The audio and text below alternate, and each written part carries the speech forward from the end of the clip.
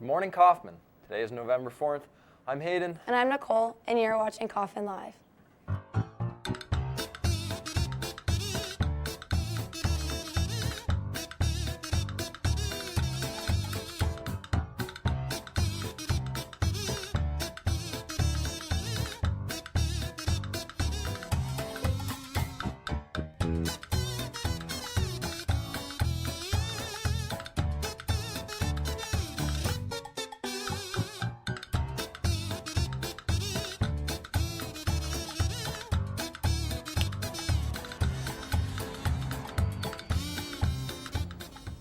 Hayden, it's pretty much a Friday today.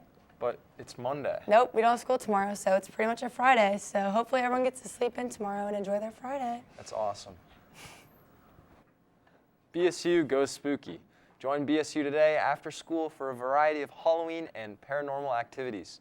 Meet in the cafeteria. Food will be provided. There's a spirit bus heading to Springfield High School to support the girls' soccer team in state semifinals. The cost is $10 and the bus will be leaving at 5:30 at door 11.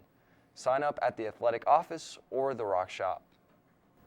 Friday, we looked at Amazon's latest, walk-in stores. As they grow, many are concerned with Amazon becoming a monopoly.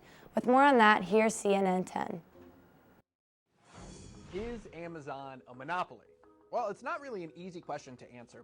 First, you have to understand what the core tenet of Jeff Bezos' business philosophy is: patience. Go back to the original letter that Jeff Bezos wrote investors in 1997. He wrote that investors to Amazon shouldn't expect Amazon to operate like most companies, because Amazon wouldn't judge itself by short-term profits, the thing that almost every other company cares about, only the long term. And Bezos and Amazon stayed true to that. Its first few years, Amazon barely made a profit. It invested billions of dollars back into the business, and it just kept growing and growing and growing and growing. And now that patience has paid off with incredible profits over the last few years. We all know on some level what a monopoly is. We played the game. But in the context of antitrust law, it's a specific thing. It's meant to stop a company from forming that can dominate the market in such a way that competition is impossible. Those who do not think Amazon is a monopoly say that because Amazon is offering its customers lower prices, it can't possibly be an antitrust case. Those low prices are a benefit to consumer welfare, and it would be impossible to regulate exactly how low is too low for prices. The lodestar of antitrust enforcement is: how are consumers affected? Do consumers pay more? Do they have less choice? Then it's time for the antitrust cops to get on the beat. This is David Balto. He worked on antitrust cases for the Justice Department and the FTC for years and is skeptical about Amazon being a monopoly. When consumers are paying less and have a greater amount of choice, which seems to be the simple message from Amazon's business model, there's not a reason for intense antitrust scrutiny. But some say that business model is a direct threat to customers. This is Lena Khan. She's a lawyer who has really helped shape the debate around Amazon and antitrust law. To people like her, Amazon's willingness to sustain massive losses isn't just a savvy business move. It's an example of predatory pricing. So predatory pricing is when a company prices a good below cost and is doing so basically in order to drive out its competitors so that it is able to kind of enjoy a dominant place in the market. All of those things are a really high bar for the government to prove, and because of that, a successful case on predatory pricing hasn't been litigated in decades. That's not for a lack of will. We certainly at the FTC and the Clinton administration had predatory pricing investigations.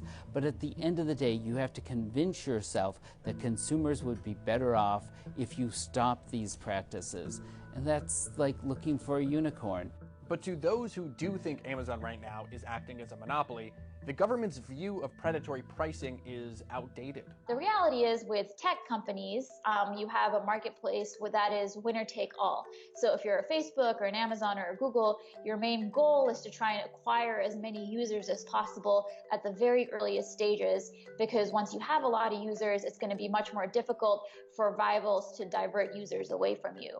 And so in that scenario, predatory pricing actually becomes very rational. It's important to note that the question of predatory pricing is really only one of the questions surrounding Amazon. There are also concerns about just how large Amazon has become as a business. So in addition to being an online retailer, it also is a huge content producer, is a book publisher, it has a huge cloud computing service. The fact that Amazon is involved in all these different lines of business positions it to use its dominance in the online space in order to benefit its other lines of businesses. And I think that's something that's really problematic. What we want from a consumer's perspective is for those people who provide services for us to use the bargaining leverage of having all those customers to lower costs as much as possible. And that's fundamentally what Amazon has done.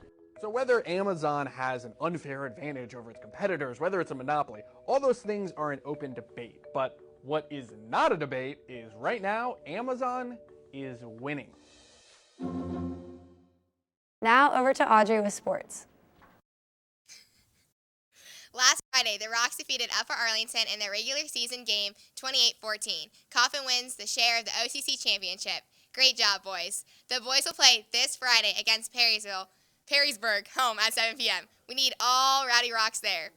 Congratulations to senior Alex Dadu finishing 8th at the state cross country and earning first-time All-Ohio honors. Alex's finish marked one of the highest finishes for a runner in school history. Great job, Alex. On Saturday, the Rocks defeated Old and Tangy Orange in a double overtime 3-2. Great job, ladies. Tomorrow, the girls' soccer team is in the Final Four. The girls travel to Springfield High School at 7 p.m. to take on Lakota West. Tickets are $10. Come make the trip out and support your Rocks. That's all we have for sports. Now back to the desk. That's all we have, Coffman. Thanks for watching.